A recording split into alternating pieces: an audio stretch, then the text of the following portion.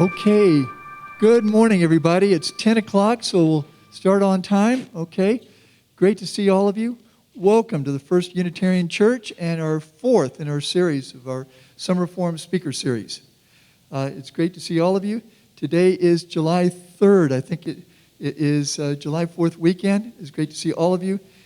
We have a good audience here in person. I see other folks coming in.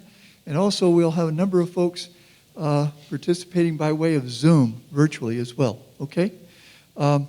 Summer Forum Speaker Series, quickly reminder of our format, okay, is that we will hear from our speakers. We have two speakers, Katie Wright, David Reymann. I'll introduce them in detail in just a few moments, but they will speak to the topic that you see here, redistricting reform, giving power back to the voters, or Better Boundaries, the nonprofit that in 2017 spearheaded the effort to get signatures on the ballot, nearly 200,000, in order to have Proposition 4, an opportunity for all of you to vote on it and approve it in 2018 November. So that'll be our topic. Each speaker will speak approximately 15 minutes, and then we'll call a timeout to pass the plate, the offering. We're in a church, and so we'll pass the plate.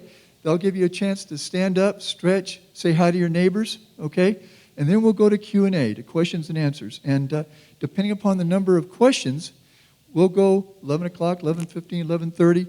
There's no such thing as a bad question, only bad answers. If you think there's a bad answer out there, let's pursue it with a second follow-up, okay?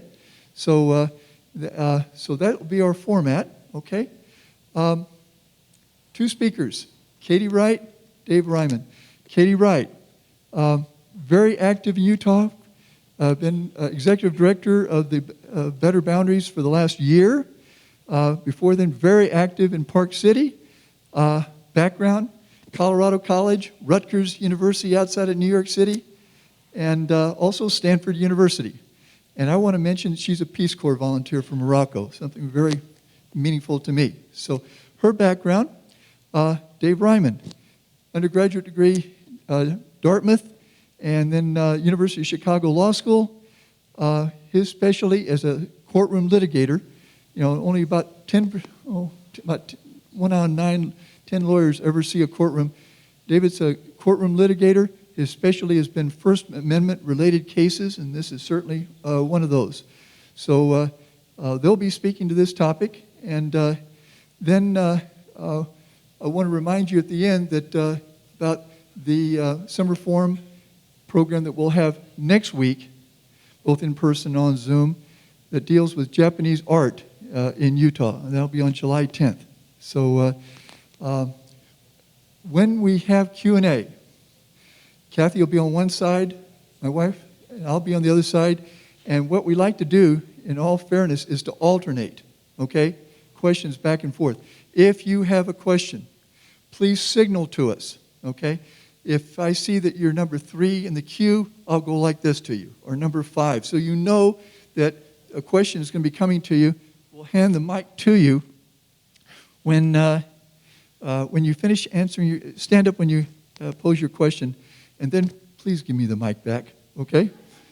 And then we'll alternate back and forth, and we'll go until every question has been posed. This is a very, very important subject, dealing with partisan gerrymandering. Okay? So with that in mind, let's welcome our guests, Katie Wright, Dave Reymann. Okay?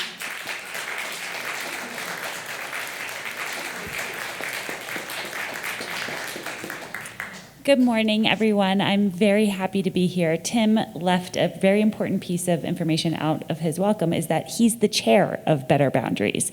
So it's really been... It's been my pleasure to get to know Tim. As you all know, he's an incredible wealth of knowledge for us Utahns and as Americans, and he's an encyclopedia of information, and it's great to work hand in hand with him on this important cause, and I'm very happy to be here today. So, and I won't go through here because the introduction already happened. So I always like to start by sharing this tweet. The Redistricting Network is a national organization that looks at every redistricting issue that's happening across the country. And on December 27th, they proclaimed Utah the most tragic redistricting outcome. And I felt seen because, Utah gets forgotten from time to time, but I also felt like pretty bummed. December 27th, the maps adopted were terrible. They were drawn behind closed doors. And a lot of Utahns had done a lot of work to get a not great outcome. So that was a moment where I just felt like a sort of lull in this. Fast forward to about 3 months later, St. Paddy's Day, standing on the foot of the Capitol, watching amazing plaintiff organizations stand up for all of us, our rights and our democratic value of having our vote count and be heard. And I just felt incredibly hopeful. And we'll circle back to everything that was in that complaint that you Utahns made possible. So now I'm going to tell you how we got to this place. Better Boundaries was founded on a very, very simple principle that we voters should choose our politicians and not the other way around. So in 2017, a C4 was established with the idea of getting a ballot initiative or initiative on the ballot that creates an independent redistricting and, very important, voter-centric standards for our maps. The group established, what happened? So Prop 4, I'm on the right slide. I'm getting confused with this. So 190,000 signatures were gathered all across the state of Utah to get the initiative on the ballot. It's actually very difficult in comparison to other states to get initiatives on the ballot here in Utah. You have to get 26 of the 29 Senate districts have to be represented by a certain percentage, and so it takes a ton of work.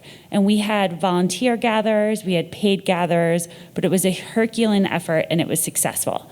So it's on the ballot, and over 500,000 people voted in favor of it, and it was passed. And I think it's important to note that it didn't pass in every single county, but it passed at a much larger percentage vote than, say, Democratic or independent candidates. So we know that it's not just Democrats who care about this, but Utahns of all political persuasions who find themselves in a position where they can't elect someone from their community to represent them.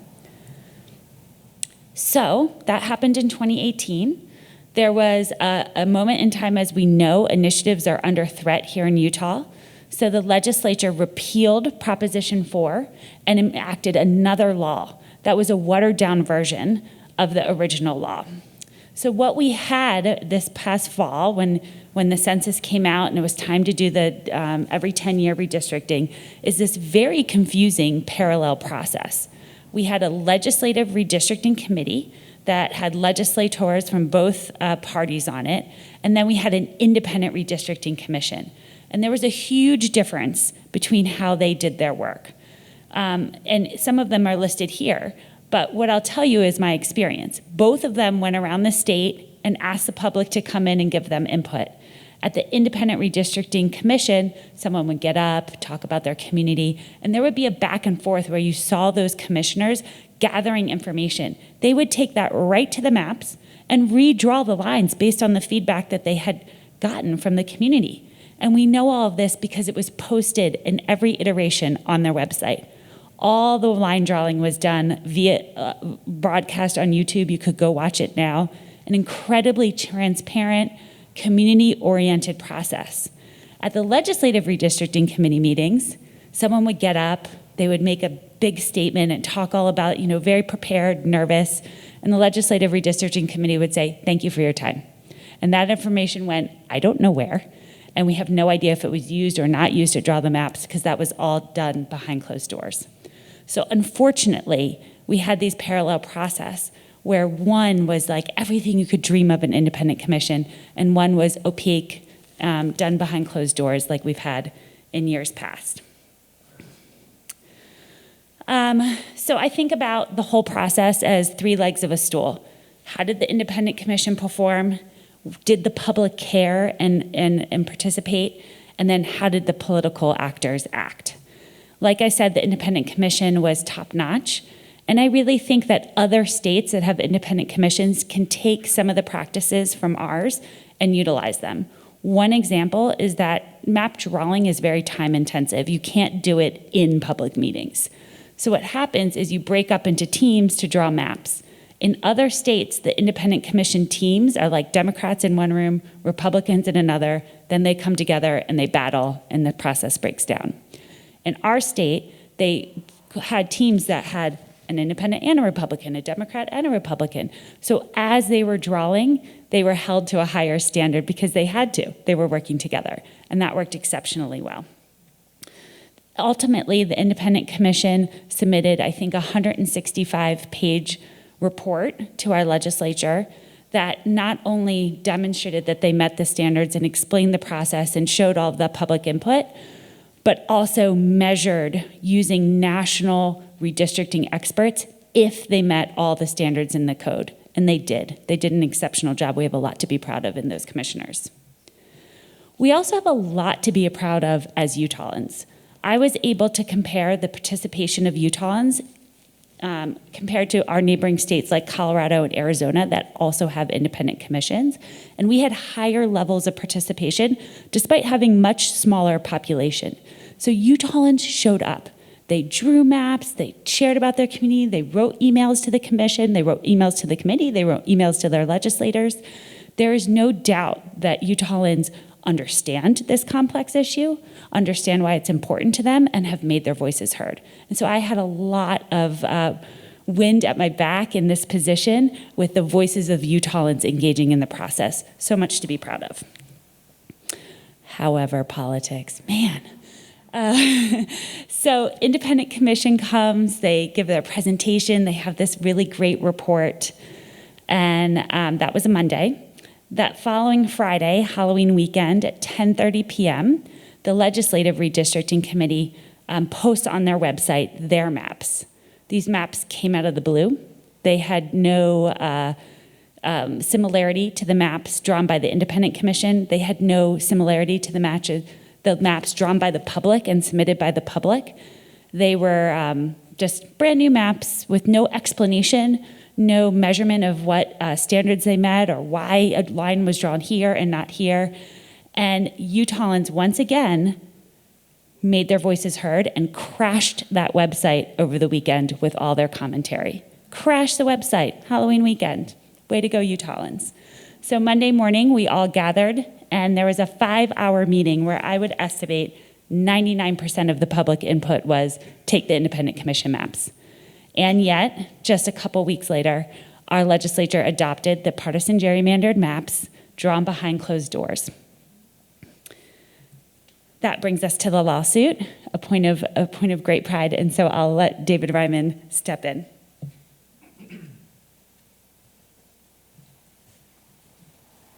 Thanks, Katie.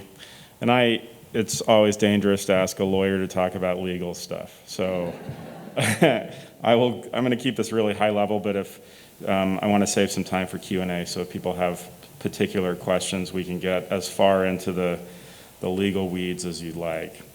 Let me give you, just to sort of set the stage very briefly. For many years, for decades actually, the federal courts were in the business of deciding whether maps were gerrymandered on a partisan basis. And they could determine whether that violated provisions in the federal Constitution. In 2019, this will sound familiar if you've been paying attention the past couple weeks, but in 2019, with a different majority, the Supreme Court decided that federal courts were no longer going to adjudicate whether something had been partisan gerrymandered. They left only two things for federal courts to decide: whether a district has been malapportioned, which means you have 100 people in one district, 5 people in another. That's violates the concept of one person, one vote, or whether it's been racially gerrymandered. And partisan gerrymandering, Chief Justice Roberts wrote in the opinion in 2019 in a case called Rucho, was not anything that the federal courts could adjudicate. So after that, you could no longer bring a federal constitutional claim. But in that case, Chief Justice Roberts, writing for the majority, but probably in dicta, said, your remedy now lies with state constitutions, state constitutional provisions. And state constitutions are interesting creatures. They are, well, maybe just to lawyers, but most people assume that they're just kind of mini federal constitutions, and they're not. They have a lot of different provisions. They vary from state to state.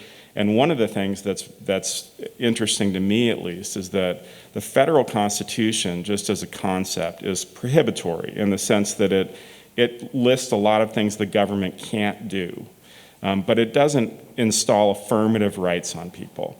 And that's because, as you may know if you're a student of history, there was a lot of skepticism about the federal government when the Constitution was adopted, the federal Constitution. They were very concerned about saying the federal government can't do certain things, which they came by honestly from colonial rule. And state constitutions are different, and Utah's, and I'll get into in just a second, is different because it instills affirmative rights in people.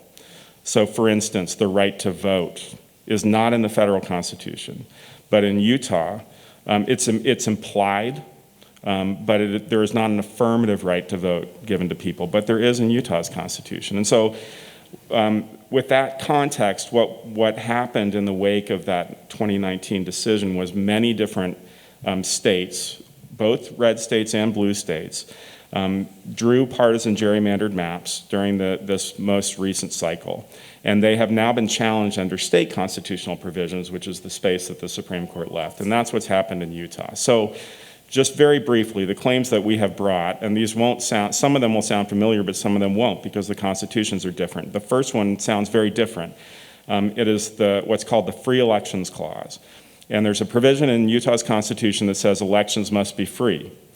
And that has been interpreted, and if you look at the history of the language around the time it was adopted, to mean it doesn't just mean you can't charge someone to vote, which is a perfunctory requirement, but it means that a person's vote has to have substantially the same power as someone else's vote. If it's not, that's a much more, a dilution is much worse than a poll tax, in other words. And our argument in this case, and this is what several other courts have found, is that when you divide districts by partisan affiliation, you are diluting the votes of people whose vote you're trying to dilute. And anybody who doesn't vote, not just the vote Republican, but a particular type of Republican in Utah knows exactly what this feels like when you go to the ballot box and you say, my vote is kind of irrelevant. And so that's the general idea. There are other constitutional rights that are listed here. There is a provision in Utah's Constitution that's similar to what you probably all know as equal protection.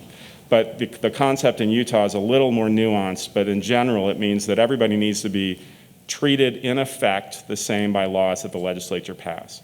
And the partisan gerrymandered districts obviously treat people differently based on their partisan affiliation.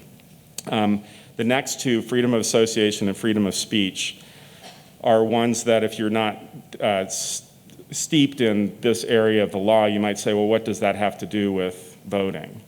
Voting is a form of protected speech, and associating with other people with similar political affiliations is a right protected by the freedom of association. And when you take Salt Lake County and divide it like they have done, you're preventing people from associating with like-minded voters, but you're also categorizing them based on their past political speech, based on their past votes. And that is a form of essentially government retaliation.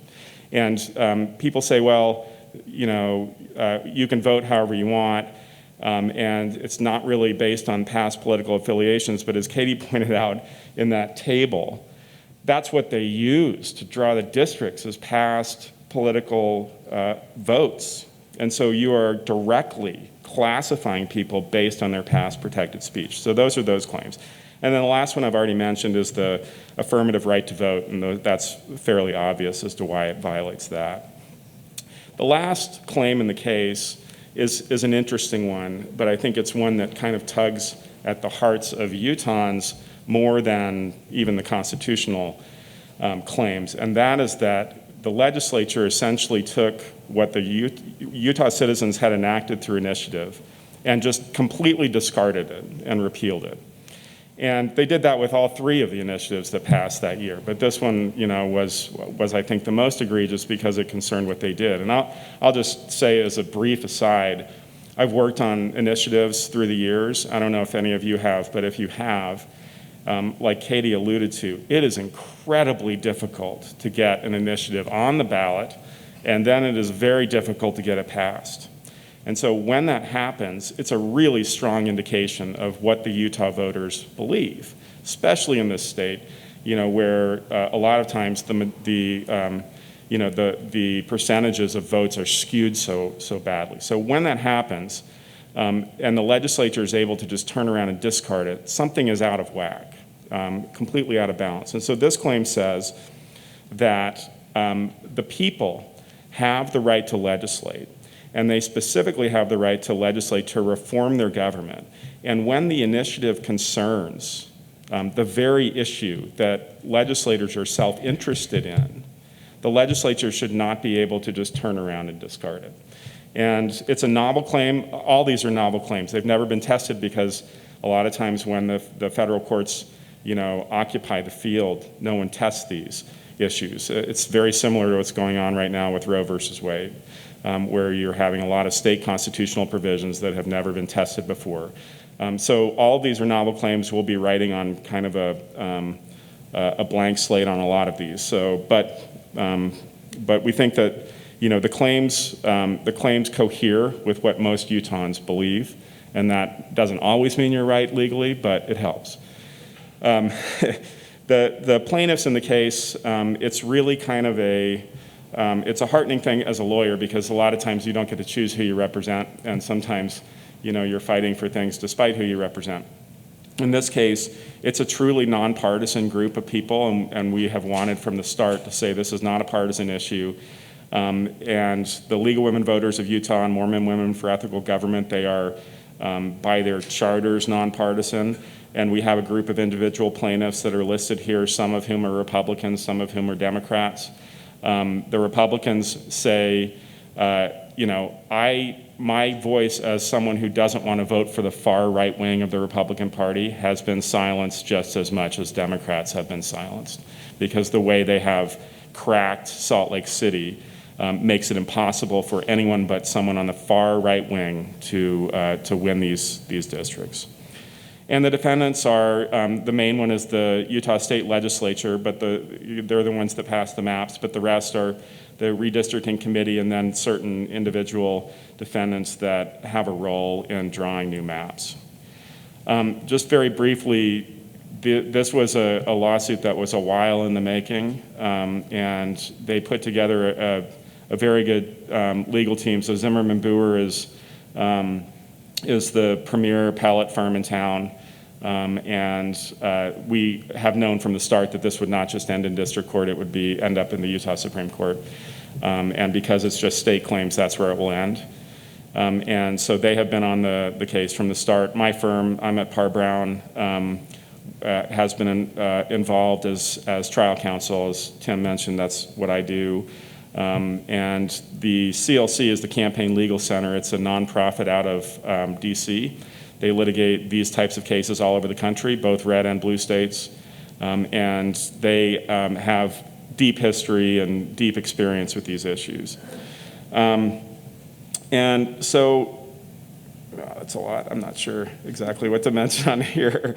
But I will just say, if you would like to kind of relive the horror of what we all lived through a few years ago, but also kind of draw some hope at the same time. Sometimes legal papers have a way of doing both of those things. The complaint in this case is a long but very good read, and you can find it online in a number of different places. I think it might be on Better Boundaries' website. And it will, if you're more interested in taking a deeper dive into the facts, there are lots of maps that shows exactly what happened and how exactly the legislature subverted the will of the voters, and it's a good resource to view if you're interested in that. I don't know if you were supposed to handle that slide or me, but. No. I will say one thing, maybe here, I'll just hop up about the complaint. One thing I'd like to say is that, from that terrible tweet in December where all my pain was felt to that glorious day on March 17th standing on the Capitol, I think that one thing that's really important as someone who's always worked in the nonprofit field is volunteers and donors and everyday people who take 5 minutes out of their day to send an email to the legislator, to go to their neighbor and ask them to vote. All of those actions matter. The complaint is built on the actions of Utahns. We would not have the lawsuit had individuals not made all of those consistent actions to bring their voice to the people, and that's the foundation of the lawsuit. So I wanted to share that because that gives me great optimism in the power of people and the power of individuals. And when I stood on those steps and watched the attorneys and the plaintiffs, claim their moment in democracy, I really felt the actions of all those individuals. So your actions matter, and we're really positive and optimistic about how this lawsuit will move forward. And with that, I'll hand it back to Tim. Okay. Thank you both very much. As promised, let's take 2 or 3 minutes to pass the plate for you to have an opportunity to stand up and stretch, talk to your neighbors, okay? Then we're going to go to questions and answers. And plates are right up here. Thank you so much. Okay.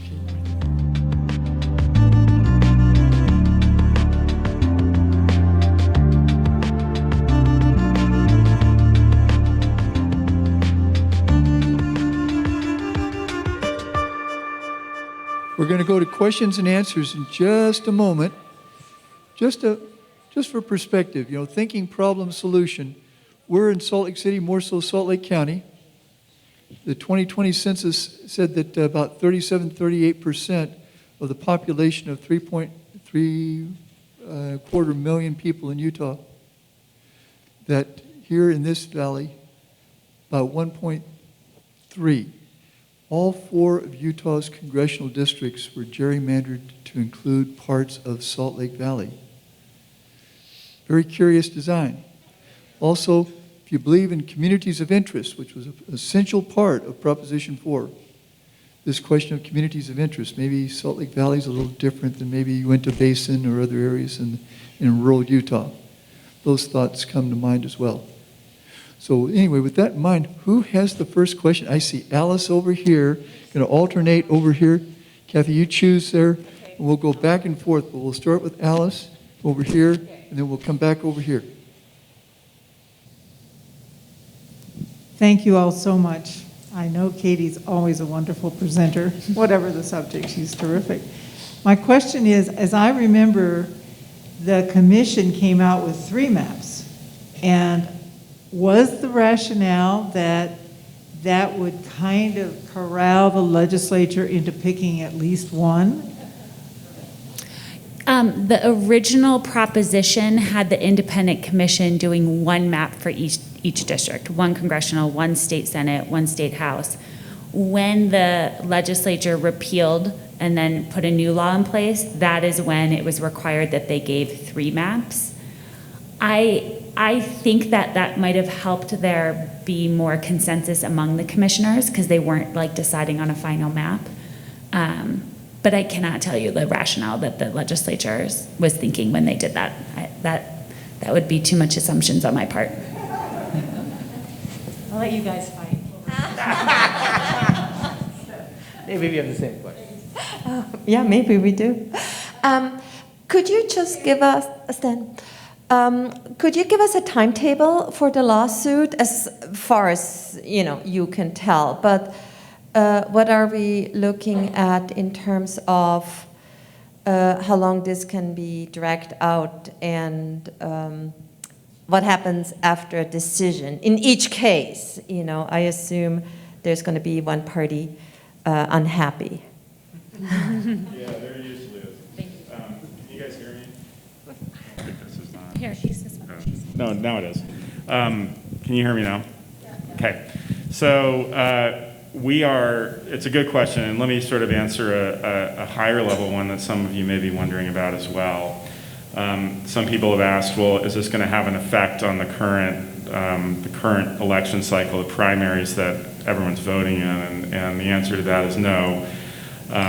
You always have to make a strategic decision in litigation about whether you want to try and rush to get something done on an emergency basis, and usually that lowers your likelihood of getting the relief that you want, or whether you want to take a more deliberative approach, and that's what we decided to do here. So the earliest, if we succeed, the earliest impact this will have on the congressional primaries, because we're challenging the congressional districts, is the 2024 cycle. So where we are now in the lawsuit, we have filed the complaint. The legislature has filed what's called a motion to dismiss, and their main argument, as you probably could guess, is what they've been saying publicly for a long time, is that the courts have no role in policing what the legislature does in terms of partisan gerrymandering. So not that, they have made this argument too, but it's not just that what they did is okay under the Constitution. It is the idea that the courts can't, even if the courts concluded it violated the Constitution, there is no role for the courts. The legislature can do whatever it wants. It is, to me, a radical notion of legislative supremacy that is contrary to every other tenet of constitutional checks and balances. But that's the argument they're making. And so that motion has been fully briefed. We are waiting to get a hearing before the district court, where it's what's called district court, which is essentially the trial court level in Utah. And we expect that motion will probably be heard in the early fall, late summer, early fall. And depending on the ruling, if the motion is granted, we will know that in a few months. It will then go up on appeal. If the motion is denied, which is what we would like, we've just asked to allow our claims to proceed so that we can present the evidence of what it was that they did. It may be obvious to all of us sitting here that these districts were partisan gerrymandered, extremely partisan gerrymandered. I mean to say that, I mean that intentionally, because all district drawing has some partisan aspects to it, and it's an inherently political exercise. But that does not mean that there's no limits to what can be done. And if we are allowed to present our proof, we will present expert evidence that the maps that Utah drew are some of the most extreme partisan gerrymandered maps in the country, and the most extreme you could have drawn given the composition of Salt Lake County. And if you do get the chance to go read the complaint, like Tim alluded to, it's ludicrous where these lines are drawn. There's one of our plaintiffs in Mill Creek can walk to 3 districts in 15 minutes, from her house. And what they have done, it's just, there's no explanation for it other than we wanted to dilute the power of people who live in Salt Lake County. So if that happens, we will get a trial hopefully early next year, and then that will go up on appeal depending on what happens. So this is a long answer to a very short question, I apologize, but our hope is that we will get some clarity on this by sometime in 2023, appeal-wise, so that by early 2024, when people have to start campaigning and figuring out district primaries for 2024, that we will have some relief. The last thing I'll say is that what we have asked for is for the court to strike down the maps that the legislature passed and to either order them to redraw it or supervise redrawing, and also to reinstitute the independent redistricting commission that the voters put in place. And so both of those things, if we prevail, will have the effect of drawing new maps for the 2024 cycle. Okay, Ron. Yeah, and this follows up, the US Supreme Court just took the North Carolina voting rights case. That might actually reaffirm the independent legislature theory. And then what? Yeah, this is what we call in the legal profession a hot bench. You guys have a lot of questions and they're hard. It's a really good question. So for those of you who don't know, one one of the best opinions to come out recently has been North Carolina. North Carolina Supreme Court struck down maps on provisions very similar to those in Utah's Constitution. Very, very. Oh, sorry, I must be touching something. In a very well-reasoned, very lengthy opinion. The state then petitioned for certiorari with the United States Supreme Court on the basis that there is a provision in the federal Constitution, and basically all it says is state legislatures shall determine the manner in which federal elections are held in their states, which most people would look at and read and say, well, you have to allocate that to someone. It's a delegation of duty, not a grant of complete authority. It doesn't mean that state constitutions don't apply to this particular thing that legislatures do. But that is the theory. It's called the independent state legislatures doctrine, independent state legislators theory, and they want to take this one sentence and say that that means not only can the federal courts not adjudicate partisan gerrymandered maps, but the state constitutions, state courts have no role either. It only takes, some of you may not know this, but it only takes 4 justices to grant cert. It doesn't take 5, it doesn't take a majority. And it's the 4 usual suspects, the 3 definitely usual suspects plus Kavanaugh, that we think have granted cert in this case. But our hope is that there is at least a majority of the Supreme Court that will not endorse this kind of radical notion of state legislative authority. To answer your question, I'm not sure exactly what the impact would be if they adopted this doctrine, but I don't think it would be good. I think, it's essentially would be endorsing kind of the argument that the state of Utah has made in our case, but it would essentially be saying, if it comes out in a particular way, it'd essentially be saying there's nothing that courts or the Constitution can do about partisan gerrymandered maps. Not even, you could even extend it to racial gerrymandered maps. You could even extend it to malapportionment.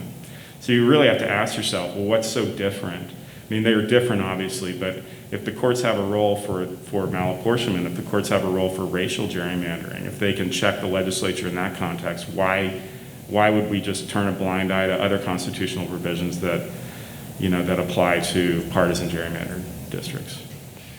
I might just enumerate onto that case the citation Moore versus Harper.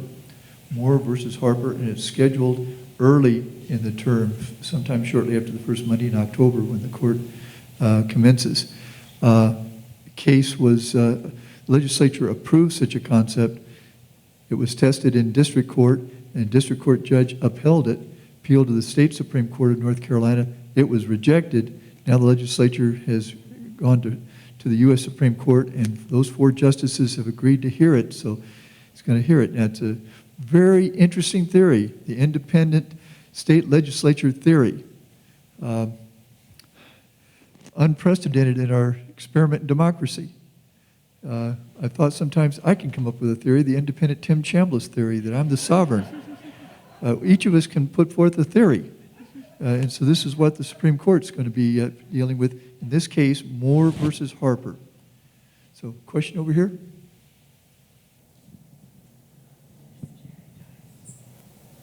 As a strategy, I changed party to the Republican Party recently for voting. And I'm wondering if the partisan gerrymandering is done by party, is that going to be a long-term bad strategy? Yeah, I mean, one thing I would say about that is we all know that we live in the era of big data. And so when anyone is drawing a map, they're not just using, your voter file of how you're registered. They are very sophisticated, just like any big corporation that's trying to sell you something, in mining all your data and very accurately predicting how you will vote. And so data is the reason why our gerrymandering is so extreme. We know this has existed in America since the founding, but the reason why it's gotten so extreme and so precision is data. So I don't know if that answers your question, but I don't think it really matters for line drawing how you're registered, because there's so many other points of data that they can use to determine how you will vote. And then before we get so mad at data, because I'm tempted to do that myself, the reason why we now are having some success in state courts is that the courts were always like, okay, partisan gerrymandering, bad, but how bad is too bad? Like when does the court step in? And because of data and big data and the way we can analyze, we have these national mapping experts and people that can come in and say, using really sophisticated mathematical models, that these maps only have 0.5% chance of happening without precision use of data to elevate some people's votes and denigrate other people's votes. And that is our congressional map, 0.5% chance. And so then the court can say, using measured, analytical information, not just, okay, this is a gerrymander, but this is an extreme gerrymander. So the data is two sides of the same coin in terms of gerrymandering. I have a question. So I have a question, Katie. I'm curious about the structure of Better Boundaries as an organization, and I know it was created to kind of shepherd this initiative forward, and it's been incredible to watch how you've been able to move from the initiative process to and monitoring the drawing of the maps to now the lawsuit. So have you been able to get a lot of support from the community? I mean, I know with this since March 17th, yeah, I get these pretty colorful emails asking for money all the time. I'm wondering how is that coming along? To everyone on my email list. So Better Boundaries is really interesting. We're a C4 nonpartisan organization. We did have an affiliated PAC now that we launched during the adoption to elevate folks that have good governance as part of their elected duties, and to not elevate those who have bad governance as part of their service as elected officials. We were laser focused on getting it on the ballot, and then served as support, communication, all the engagement of Utahns that we discussed earlier. Now we are the chief fundraiser in support of the lawsuit. Better Boundaries is not a plaintiff. We are not a membership organization, but we are supporting the plaintiffs, and we have really great legal support. Campaign Legal Center is totally pro bono, and the really depth of expertise that we're getting from David and the other Utah attorneys, they're doing it at a very low bono. So we're very grateful for that, but there still is money to be raised. Better Boundaries support is roughly 1/3 grassroots. I can't tell you how proud that makes me, the amount of checks I get for $20, $25 when people have a little bit to give and they do it. It adds up. I mean, 1/3. And then about 1/3 of our support comes from people who have the ability to make those bigger donations of $10,000, $5,000. And then we have one national funder that's been with us from the beginning, and that's about 1/3 of our support. And so that's how we're funded overall. I mentioned also 2 of the lawyers who are participating in this and giving their legal advice are 2 former Utah State Chief Justices, in terms of Michael Zimmerman and Christine Durham, too. So I think we have a question from the audience on Zoom. We've got a question from Carol Strawn on Zoom, who asks, if God forbid our complaint fails, what do we do next?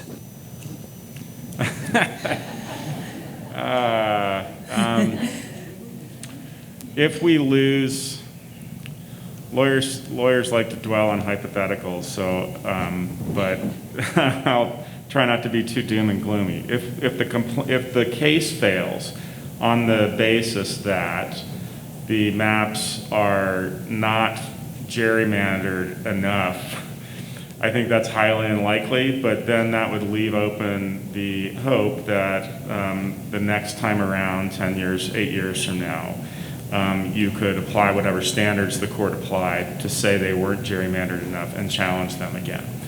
If the case fails on the basis that the courts conclude that the courts have no role in policing partisan gerrymandered districts, then that's kind of in some ways at least, that has exhausted all the options that we're currently aware of. I guess I should put it that way. And we would have to get creative at that point. That would be a very unusual thing. The instances in which courts are deemed to have no role in enforcing our constitutional provisions that affect all of us are so few and far between in the law. They usually involve things like national security secrets, and things that are purely political questions, who is nominated for a party, things like that. And it would be very unusual to take an issue of this magnitude and rule out the courts as having a role. So, all of which is to say, I said I wasn't going to be too doom and gloomy. I don't think that's where this case is going to end up. But if the courts say we just don't police this anymore on the state level, just like the Supreme Court has said we don't police it on the federal level, then we kind of are out of luck at that point, at least with the arguments that we're currently aware of. And we'd have to think about other ways to address it. I'll add, I think at Better Boundaries, our actual name is Utahns for a Responsive Government, which I think is a really critical part of sort of how we think about our mission. And there are other democracy reform efforts that I think give power back to the voters. Things like ranked choice voting or open primaries or, all of these things that allow more voices to come and don't keep us so segmented into two parties. So I think as an organization, all of those are on the table as possible issues that we might take up. But we're pretty busy keeping our eye on the ball with redistricting right now. Yeah, and I should add, sometimes I get so focused on just the legal issues.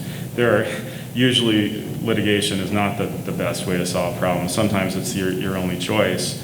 But there are a lot of states out there that have provisions in their constitutions or by law that say districts need to be drawn a particular way, taking into account these factors, or like Prop 4, have independent redistricting commissions. And so the solution, if the courts are not an option, is the ballot box and participatory democracy. And if the citizens speak again and say enough, we said this is what we wanted and the legislature doesn't do it, then we need to vote those people out. How much difference in outcome do you see between the two maps, the Better Boundaries map and the legislature's map? Well, Better Boundaries, our mission is about the process. So what we asked for was an independent process with standards that are voter-centric. We actually don't have as a nonpartisan organization, we don't have a particular outcome in mind. That's to be determined by voters.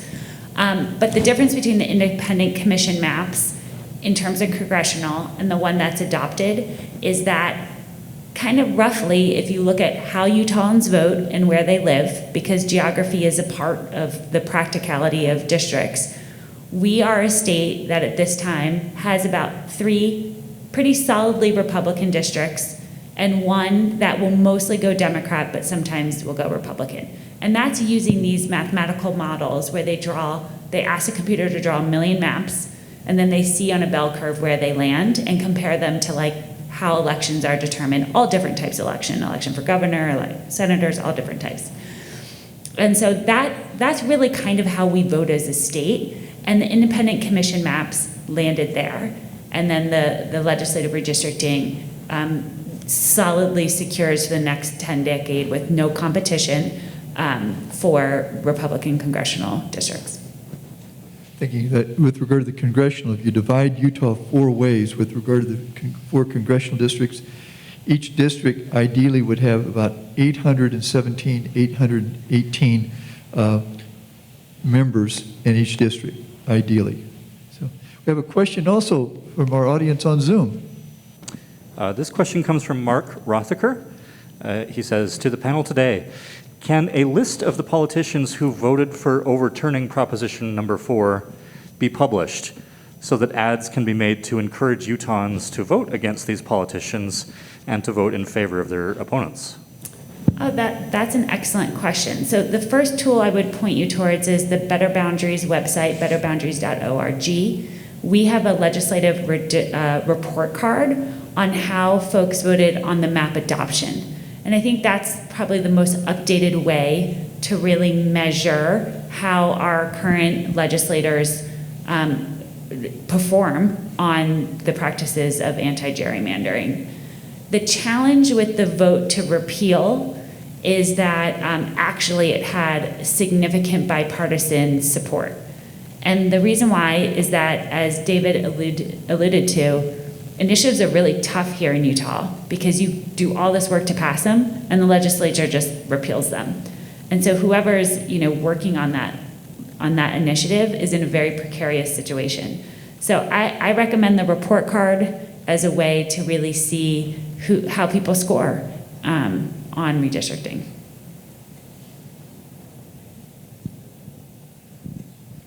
Other questions? Parr? Yeah, this is for Katie. Could you talk a little bit about the Utah business community? Because we have a lot of national business here too, and how does it affect companies relocating here,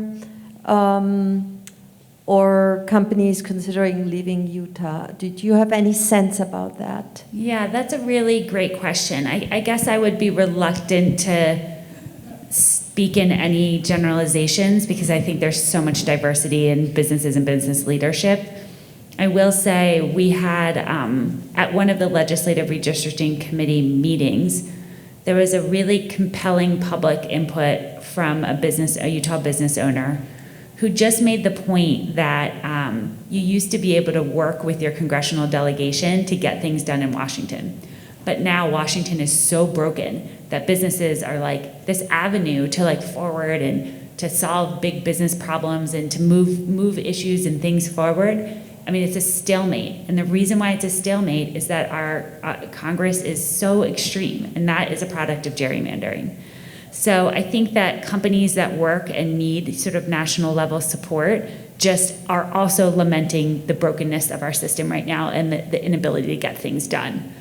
But in terms of Utah businesses, we had a really great, during the adoption process, we had about 90 business and individual leaders sign on really asking for the legislature to take the independent commission maps. And they were pretty diverse types of businesses. And, Scott Anderson and Zions Bank has been a vocal proponent of independent redistricting from the beginning. So, but I can't speak for the whole. It's just too diverse. Scott Anderson's a pretty prominent person in the business community with Zions Bank, right? So, and so forth. Other questions? Well, I have a question. It comes out of the state of Alabama with its history of racial injustice. The Supreme Court has agreed to hear a case, Milligan versus Merrill, on the next in the next term. It involves both partisan gerrymandering and also racial gerrymandering questions. Alabama has a population of about 64% white, about 25% black, has 7 congressional districts, and the legislature came up with a map in which almost every black person in Alabama is in the 7th district. I'm sure that's just coincidental, but as a result, the case has been appealed to the Supreme Court. Supreme Court's agreed to hear it. So that case of Milligan versus Merrill raises some fundamental questions about the legality of the 1964, August 6, 1964 Voting Rights Act, as well as the 14th Amendment. I'm wondering, Dave, if you could speak to that case. Tim is trolling me because I'm from Alabama. I keep finding myself in these deep red states. I don't know how this keeps happening, but it's concerning that they agreed to hear this. You have to wonder, the idea that, so let me say this for people who don't know, what Alabama did is the opposite type of gerrymander from what the Utah legislature did. What they did here is what's called cracking, where you take a district and spread people of communities of interest and like-minded voters and dilute them with people elsewhere. What they did in Alabama is called packing, where you dilute people's votes by taking, drawing ridiculous lines and keeping everyone who votes the same or everyone of a particular racial minority, and those things tend to be related these days, into a single district. And that's why it was done in Alabama, to dilute the Democratic power of a significant minority in Alabama, a racial minority. I'll just say I can't speak very intelligently about that case because I'm not even as well versed on it as Tim is, but I will say it's concerning that they would view this as an opportunity to possibly revisit the concept that you can't draw lines in a racially discriminatory way. It shouldn't be controversial. But the way this particular conservative majority on the court has gone lately, it's hard not to look at what happened in 2019 and have them say, well, we don't view it on partisan basis, and there's the only reason that this is drawn for race reasons is because of politics, and let's just get the courts out of this process entirely. And that would leave only malapportionment, which, it's very easy these days. Like Katie said, the data on this stuff is incredible. No one's going to malapportion these days. You're going to put the same number of people in districts, but if you have no limits on how you can draw them racially, party-wide, then it's bad. But like I said earlier, it just takes 4 votes to grant cert, and just because someone votes to grant cert doesn't mean that they necessarily think that the case should be reversed. That's our hope with Kavanaugh, at least. His view on this independent state legislature's doctrine said it's an interesting question, we should consider it. It's funny, your repositories of hope that you put in people, they're very dependent on the circumstances, right? And if you asked me like a few years ago, you'd be saying, well, my hope is that Kavanaugh would do something. It's not very optimistic. But I don't like the fact that they granted it, just given the current composition of the court, but we have to hope that if there's one thing that doesn't need revisiting in this country, it's the fact that you shouldn't be drawing political boundaries based on race, and especially out of Alabama. So we'll see. Other questions? We're just after 11 o'clock. I have to ask the case 3 years now, 2019. The Supreme Court had an opportunity to make a definitive ruling on partisan gerrymandering, and to use a football analogy, it punted, essentially. It punted, kicked it back to the state legislatures, and that's what we're dealing with now. It's easier to discern someone's race, and whether or not there's prejudice involved there. A little more psychiatric to get into the head of why people vote a certain way. Any indication that maybe the court might someday decide to come back, given the data, and come back and revisit the issue of specifically partisan gerrymandering? Yeah, I think we're going to be waiting a while. It's like the questions I've been getting lately about when can we get a different ruling on Roe. It's going to be a while. But I'll say, to pile on the sad things, but I'll say this, that, and Katie may have more to add on this, the main reason the Supreme Court said federal courts are out of the business of dealing with partisan gerrymandering, the main reason was they said we just can't come up with any standards for whether something's gerrymandered or not, which is a crock, but that's what they said. The fact that the data is getting so much more powerful belies that whole argument. And sometimes the Supreme Court, often has a way of sticking its head in the sand about the way things are actually functioning in society, particularly when it comes to technology. So if there is a basis for revisiting it, that's what I would say it would be, is that people would come back and say, look at these incredibly sophisticated statistical analyses we've done that says this map you've drawn is on the far end of the bell curve, and there's a million other maps that don't look anything like this or don't look quite like it. And if the federal courts can't adjudicate that question with that much data, some of the stuff that they adjudicate right now is so fuzzy that, I think the argument is not very compelling, but that would be the basis to revisit it. Double checking. Any last questions from anyone in the audience or on Zoom? Okay. Before we close, Sarang, I think you have an announcement, and then Colleen has an announcement. Following up on Roe v. Wade and Dobbs v. Jackson, the Unitarian Church is setting up a reproductive justice group under the social justice umbrella. So all of you who are interested to participate, it's just starting up. We have a sign-up list and a table, so please sign up and we'll be in touch and help figure out what you guys can do to move this ball forward in a non-legal setting. Okay. And thank you. And then looking forward to next week, July 10th. Colleen.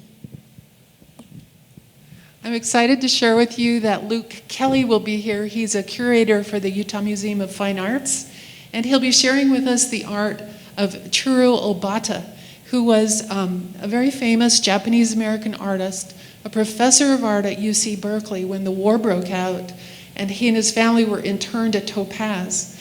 When he was there in Topaz, he started an art school of 700 students. His family has donated 35 works of art to the Utah Museum of Fine Arts. I don't know if you've seen any of it, but Luke will be here to tell us his story and to share that artwork with us. I think it'll be a lovely time. May 19th, we actually had Stories of Topaz, which was a deep history of Topaz. If you weren't able to attend that, there's a recording of Rick Okabe. He is a member of the board on Topaz Museum, and his family was interred. He actually didn't know it until he was older, but his parents, grandparents, aunts, and uncles were all interred during the war. So he told us some amazing things about what happened at Topaz. So I hope you'll be able to join us next week for the art of Chiro Obata. Thank you. Let's express our appreciation to Katie and David. Okay?